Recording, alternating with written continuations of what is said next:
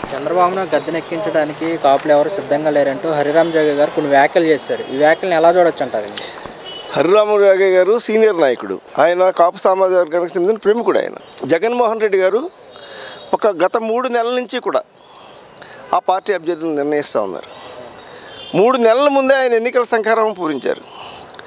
మొన్న అక్కడ భీమిలిలో జరిగిందే కాదు, ఎప్పుడో ఈయన పార్టీ అభ్యర్థులను నిర్ణయించినప్పుడే ఈయన ఎన్నికల సంకారం పూరించారు. భీమిలితోటి ఇంకా అదే ఒక యుద్ధానికి సిద్ధమైనట్టుగా ఆయన ప్రకటించారు. నిన్న దెందులూరు సభ కూడా సక్సెస్ అయింది. ఆయన ప్రజలకు ఏమని చెప్తున్నారు? నేను ఎవరికైతే ప్రయోజనం చేశానో వాళ్ళే ఓట్లు వేయండి అని అడుగుతున్నారు. ఇలాంటి ముఖ్యమంత్రిని మన దేశ చరిత్రలో ఇప్పుడు చూసుండం.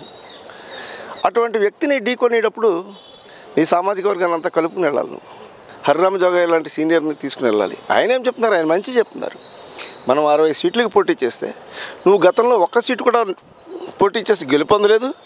60 సీట్లు పోటీ చేస్తే కనీసం ఒక 25-30 స్థానాలైనా మనం గెలిస్తే మనం ప్రభుత్వంలో కీలక పాత్ర వహించే అవకాశం ఉంటుంది.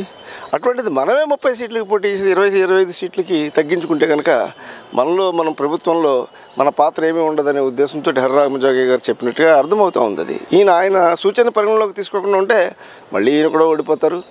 ఈయన చంద్రబాబు నాయుడు ముఖ్యమంత్రి చేయడం కోసం అని చెప్పి కాపులందరూ సిద్ధపడి ఉండరు. ఏదో రకంగా జగన్మోహన్ రెడ్డి గారు దింపడాన్ని కాపు జయం ఏమీ కాదు. కాపులందరూ జయము జగన్మోహన్ రెడ్డి గారు దింపడం, చంద్రబాబు నాయుడు గారిని అందెక్కించడం ఏమీ కాదు కదా. కాపులకి అందరికీ కూడా ఆ సామాజిక వర్గానికి చెందిన ప్రముఖుడు ఎవరన్నా ముఖ్యమంత్రి కావాలంటుంది. కానీ చంద్రబాబు నాయుడు గారిని ముఖ్యమంత్రి చేయడానికి వీళ్ళందరినీ కాపు సామాజిక వర్గం అంతా నా వెనకాల రావడం, ఈయన అడగడం అది చాలా అసంబద్ధం. మళ్ళీ కూడా ఈయన ఓడిపోతారు. ఈయన పార్టీ ఏమి గెలిచే అవకాశాలు ఏమి ఉండవు. ఉమ్మడి రాష్ట్రంలో కూడా అన్ని జిల్లాల మీద ఆయనకు పట్టుంది. హరిరామ్ జోగి గారు సీనియర్ నాయకుడు. ఆయన అంశాన్ని పరిగణలోకి తీసుకుని ఈయన పొత్తు ఎవరితోనైనా పెట్టుకోవచ్చు. ఇది ప్రజాస్వామ్యంలో ఎవరితోనైనా పొత్తు పెట్టుకునే అవకాశం ఉంది. చంద్రబాబు నాయుడు గారితో ఈయన పొత్తు పెట్టుకోవచ్చు. చంద్రబాబు నాయుడు గారు ఈయన బీజేపీతో కూడా కలిపి పొత్తు పెట్టుకోవచ్చు. ఇంకో 2 పార్టీలు కలిస్తే కూడా కలిపి పొత్తు పెట్టుకోవచ్చు. కానీ ఏంటంటే ఈయన ఏ ప్రయోజనం కోసం పోరాడుతున్నాడు? ఈయన లక్ష్యం ఏమిటి? ఈయన వెనకాల ఈయన సామాజిక వర్గం అంతా నడవాలి అంటే ఈయన ఏం చేయాలి? అవన్నీ పరిగణలోకి తీసుకోవాల్సిన అవసరం ఉంటుంది. కేవలం నేను చంద్రబాబు నాయుడు గారిని అందరం ఎక్కించడానికి నేను కృషి చేస్తానంటే ఈయన కూడా ఒక విషయాన్ని పరిగణలోకి తీసుకోవాలి. ఈయన లాస్ట్ టైం పోటీ చేశారు, ఓడిపోయారు. అలాగే మంగళగిరి నుంచి నారా లోకేష్ గారు పోటీ చేసి ఓడిపోవడం జరిగింది.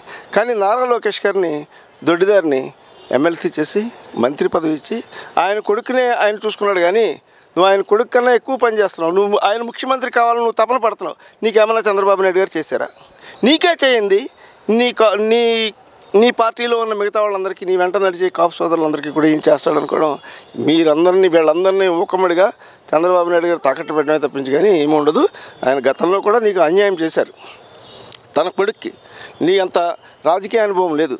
నువ్వు గత 16 సంవత్సరాల నుంచి ప్రజారాజ్యంలో నువ్వు కీలక పాత్ర పోషించావు. యువరాజ్యం ప్రతినిధిగా ఉండి తర్వాత ఒక పార్టీ పెట్టుకుని నీ అంతటి నువ్వు పోటీ చేసావు. ఒకసారి తెలుగుదేశానికి సపోర్ట్ చేసావు 2014 ఎన్నికల్లో. అప్పుడు ఆ పార్టీ అధికారంలోకి రావడం కూడా జరిగింది. ఇంత శక్తి సామర్థ్యాలు నీ వెనక పెట్టుకుని నువ్వు చంద్రబాబు నాయుడు గారు వెనకాల నడుస్తానంటే ఆయన నీకేమీ న్యాయం చేసే అవకాశం ఉండదు. మళ్ళీ నారా లోకేష్ ప్రయోజనాలే ఆయన కాపాడతారు తప్పించి నీ ప్రజారాజ్యం ప్రయోజనాలు ఆయన ఏమీ కాపాడరు. జనసేనను కూడా ఆయన ఏమి పట్టించుకోరు. సీట్లు సాధించలేనాడు రేపు రాష్ట్ర ప్రజల భవిష్యత్తుని ఎలా కాపాడుతామంటూ కూడా హరిరామ్ జోగి గారు కొన్ని వ్యాఖ్యలు చేశారు. ఈ వ్యాఖ్యలను ఎలా చూడొచ్చు అంటారండి? తప్పనిసరిగా ఆయన సీనియరు. ఈయన సీట్లు సాధించలేదు కాబట్టి సాధించలేమన్నారు. సీట్లు పొత్తులో కూడా తెచ్చుకోలేకపోతున్నారు. అది పోటీ చేసి గెలవటం వేరు. గతంలో పోటీ చేసి ఓడిపోయారు. ఇప్పుడు కనీసం నీ 60 స్థానాలు కూడా నువ్వు పొత్తులో తెచ్చుకోలేకపోతే అసమర్థుడి కింద లెక్క కదా. నీ సమర్థత ఎక్కడ కనపడుతుంది? నువ్వు చంద్రబాబుతో పోరాటం చేయాలి. 170 సీట్లు ఉన్నాయి. చెరిసగం సీట్లు పోటీ చేద్దాం.